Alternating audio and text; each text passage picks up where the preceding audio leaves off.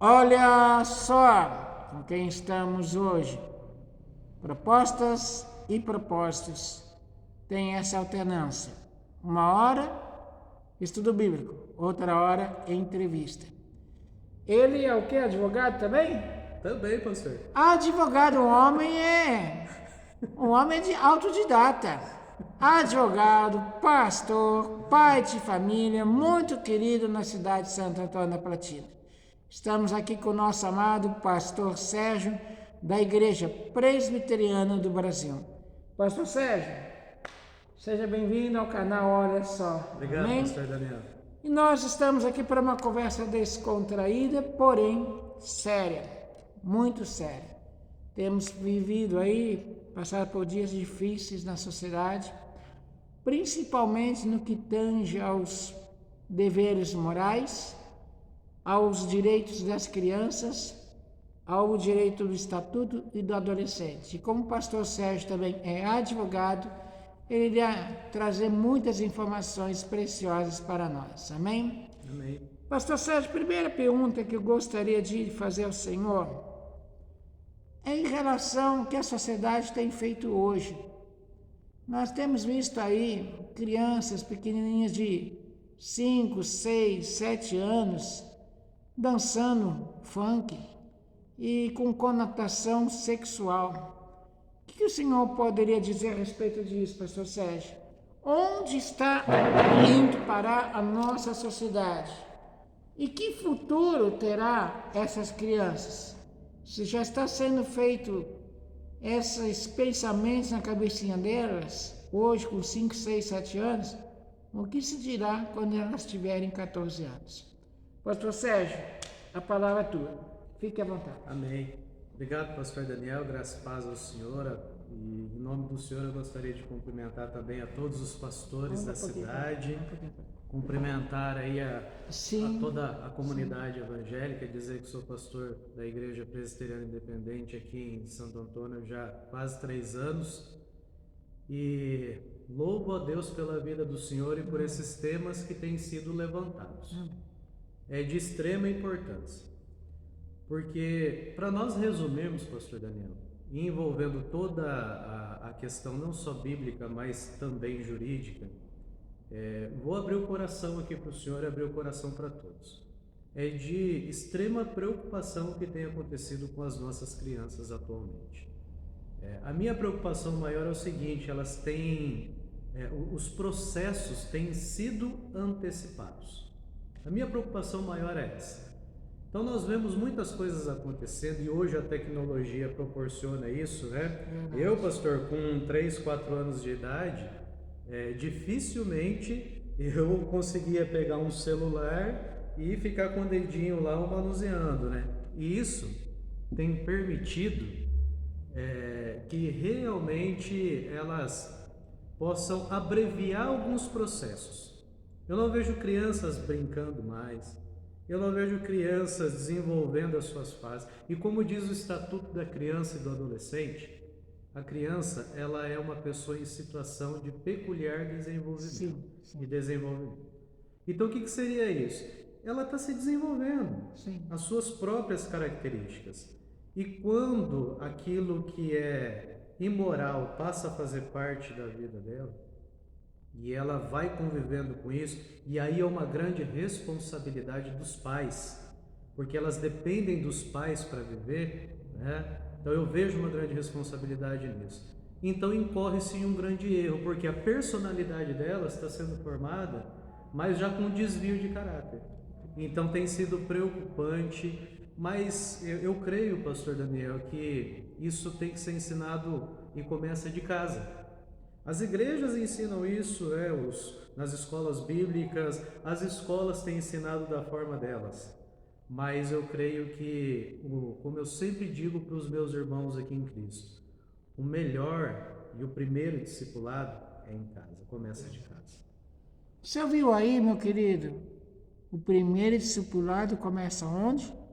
Em casa, na sua casa. Amém? E esse é o mais importante, é o que vai moldar o caráter da sua criança, do seu filho. Continua, pastor. Pastor, então dentro dessa preocupação, a gente começa a observar no próprio comportamento das pessoas, né? Porque nós também, como pais, nós temos às vezes algumas atitudes e que somos espelhos para elas e elas vão demonstrar isso para a sociedade. É fácil identificar se uma criança está tendo um comportamento, né, uma educação adequada ou não em sua casa. Sim. Então, a realidade é isso, pastor. Nós precisamos voltar à essência da educação no lar. Pais que Sim. queiram realmente que seus filhos tenham uma conduta adequada, tenham um caráter, né, forjado principalmente Sim. pelas escrituras sagradas, pelos bons costumes, Sim. né, eles vão se preocupar com os filhos e Sim. vão voltar à essência do estudo deles nas escrituras sagradas, num bom ensinamento e acompanhamento também das Sim. rotinas escolares. Enfim, é um trabalho conjunto que começa de casa. Excelente. A filha de Billy Graham foi entrevistada num canal famoso de televisão e o entrevistador perguntou para ela: se Deus é tão bom, por que permite um mundo tão mau? O que está acontecendo? Porque lá nos Estados Unidos tem muitos atentados de estudantes que entram na universidade, na faculdade, e começam a metralhar meio mundo e matam muitos estudantes. Só que a filha de Billy Graham, com sabedoria, respondeu ao entrevistador: nós tiramos Deus de todos os lugares e Deus é educado. Nós começamos a tirar Deus da família, começamos a tirar Deus de casa e, por fim, nós tiramos Ele das universidades. Nas universidades não pode ser mais proclamado o nome de Deus. Antigamente, nas universidades, as crianças, a primeira coisa que faziam era orar. Elas oravam. Hoje, não pode mais isso. Então, a culpa seria realmente mesmo de Deus? O que o Senhor teria a dizer sobre isso, pastor? Deus, ele, como o senhor disse, ele é educado, né? E quanto mais o tempo se passa, pastor Daniel, realmente isso é uma grande realidade. As pessoas, elas têm retirado Deus dos seus ambientes e da sua vida. Então, quanto mais eu retiro Deus da minha vida, menos convivência eu vou ter com Ele e mais exposto ao mal. Sim. E a Bíblia nos diz, né, que o mundo ele jaz de quem? Do inimigo, do maligno. Mas aí o texto ainda nos diz, ó, tem de bom ânimo. Eu venci o mundo, Jesus Sim. diz. Então, eu preciso ter uma convivência, uma vida com Deus, para que dentro do meu lar, Ele também possa se manifestar, forjar o meu caráter, forjar a minha vida, da minha família, e isso ser consequência na sociedade, na igreja e onde quer que eu esteja. Amém. Um fato que o senhor falou que é interessante é que realmente as escolas públicas e órgãos aí públicos têm realmente não permitido mais as manifestações religiosas. E eu vejo isso, pastor, com preocupação. Por quê? Nós temos diversos tipos de ensinos nas escolas.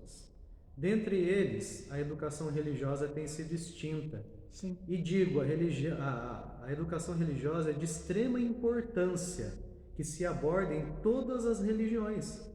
Não só o cristianismo, mas todas. Isso é saudável para uma pessoa. Sim. E isso tem sido retirado das escolas, né? Então hoje eu não posso, né? Os nossos queridos irmãos católicos muitas vezes não podem mais fazer a sua reza nos ambientes das escolas estaduais, municipais. Os evangélicos não podem pregar de Jesus lá ou colocar até um versículo bíblico como muitos professores faziam. Enfim, eles estão, como o senhor diz, tirando Deus de dentro dos ambientes públicos com a alegação de que estamos num estado laico. Agora, ser estado laico é uma coisa, agora um estado que nós tenhamos a liberdade religiosa é outra, e a liberdade religiosa não tem sido respeitada e temos visto muito isso hoje. Muito boa essa palavra do pastor Sérgio. Olha só, pegando um gancho do pastor Sérgio. Certa vez, uma criança andando com seu pai, perguntou para o pai dela: Pai, que tamanho que é Deus? O pai, com sabedoria, ele ouviu um avião passando em cima do céu. O pai perguntou para o filho dele: Filho, que tamanho que é aquele avião? Muito pequeno, pai, muito pequeno. O pai ficou em silêncio. Logo depois, ele levou o filho para o aeroporto e perguntou para o filho: E agora, filho? Que tamanho que é esse avião? Ah, pai, é grandão, é grandão. Resposta do pai: Filho, o teu Deus é assim também, dependendo da distância que você estiver dele. Ou ele fica grandão, ou ele fica pequeno para você. Por que as pessoas pedem fé? Por que as pessoas começam numa igreja, num berço evangélico, e depois chega na fase da adolescência, se afasta? Esquece tudo aquilo que foi ensinado o quê? Que foi ensinado o quê? Nos bancos das igrejas.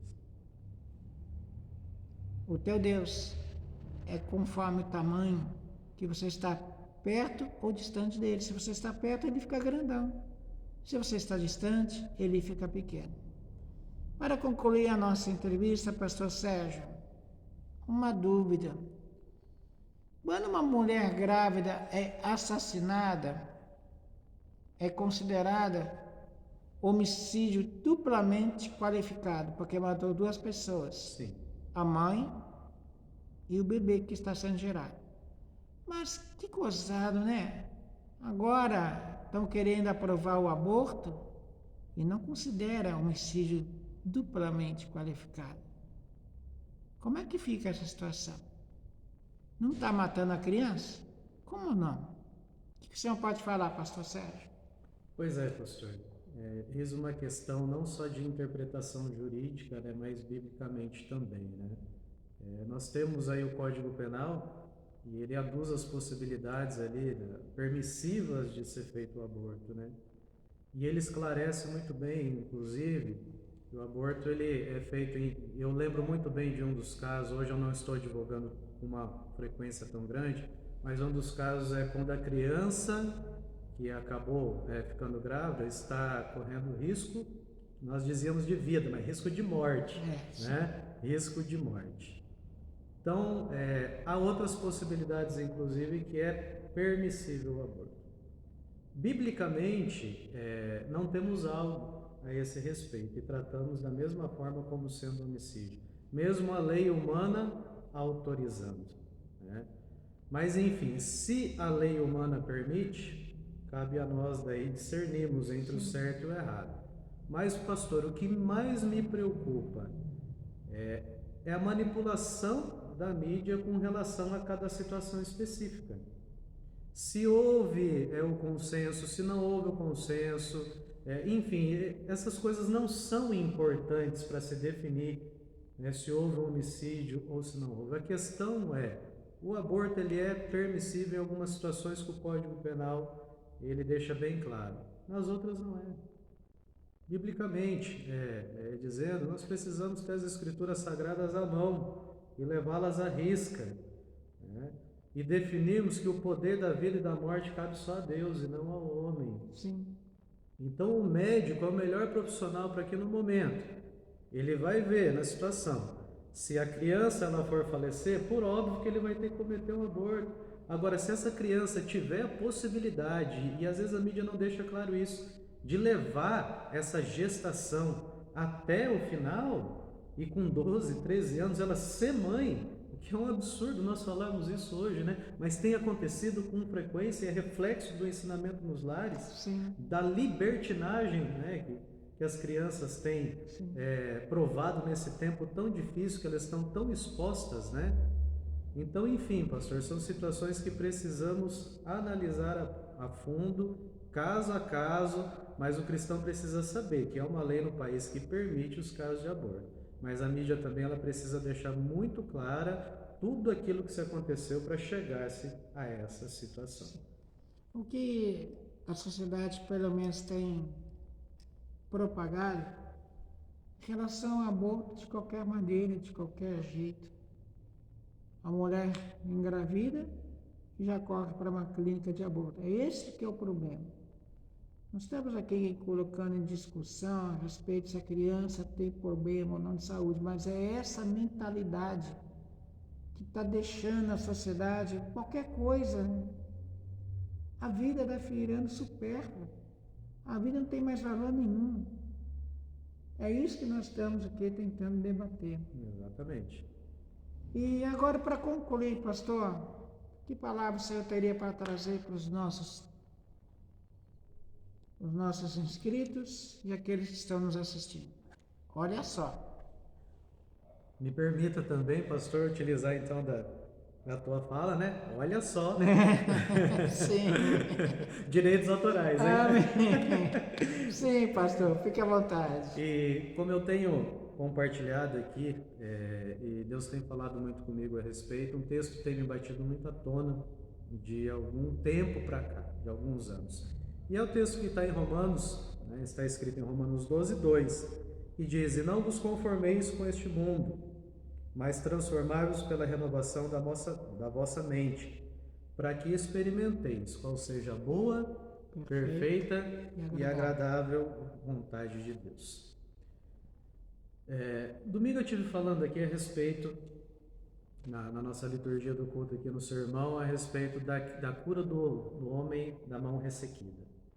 E Jesus disse para ele: venha para o centro, venha mais próximo de mim. Venha porque eu quero que você saia, né, do meio da multidão, e eu quero fazer um milagre e transformar a tua vida. E Deus tem compartilhado muito no meu coração, pastor Daniel, e eu tenho passado isso aí ao povo de Deus, ao grande rebanho do Senhor, ao qual nós somos co-pastores, que nós precisamos estar no centro da vontade de Deus.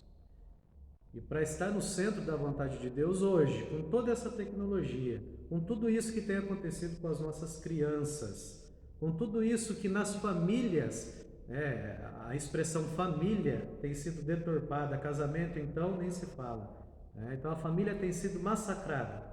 Com toda essa questão, nós precisamos renovar nossa mente, mas essa renovação não é uma releitura da palavra de Deus, é voltar a praticar as Escrituras Sagradas. O nosso manual de regra, a nossa regra única e infalível de fé são as Escrituras Sagradas. Mas onde eu vou renovar minha mente? Utilizar-se do contexto bíblico, de tudo que está aqui nesse manual, e renovar minha mente através da convivência diária em sociedade e igreja, onde quer que eu esteja. E biblicamente julgando aquilo que tem acontecido. Eu digo muito, e me permita mais um tempo, pastor, de que são duas coisas totalmente diferentes.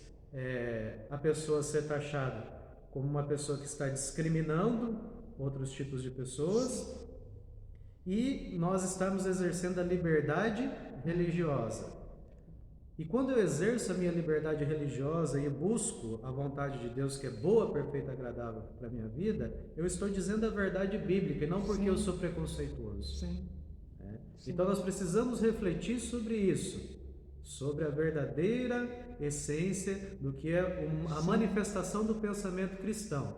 Precisamos renovar a nossa mente, mas também defender os nossos direitos e defender o que a Escritura nos diz. Sim. E para isso nós dependemos também dos nossos governantes.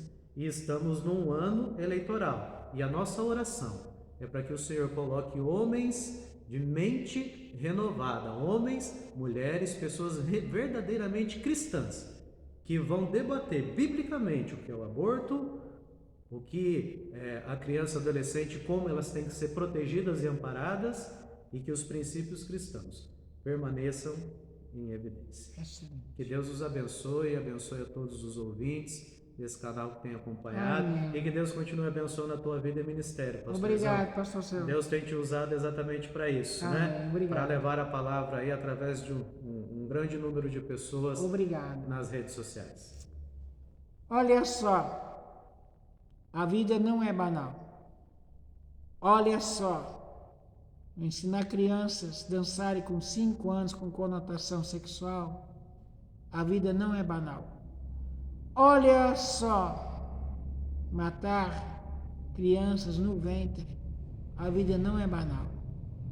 Olha só, sabe por que a vida não é banal? Porque Deus amou o mundo de tal maneira que deu o seu único Filho, unigênito, Jesus Cristo, para que todo aquele nele crê não venha perecer, mas venha ter a vida eterna.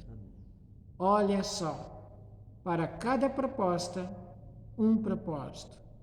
Olha só, qual tem sido o teu propósito? Pastorzão do coração, muito obrigado. Esse colega aqui, você é um amigão do pastor Daniel. Amém. Que bênção, amém? Tamo junto. Tamo junto, pastor, tamo junto. Se inscreva no nosso canal, ative o sininho das notificações, personalize todas. E você já sabe, fala em todos os vídeos, o que tem aí nesse dedinho aí? Vai lá, dá um joinha para ajudar o canal, olha só. Obrigado, pastor Sérgio. Queridos do coração, grande abraço do pastor Daniel. E olha só, para cada proposta, um propósito. Tchau, fiquem com Deus.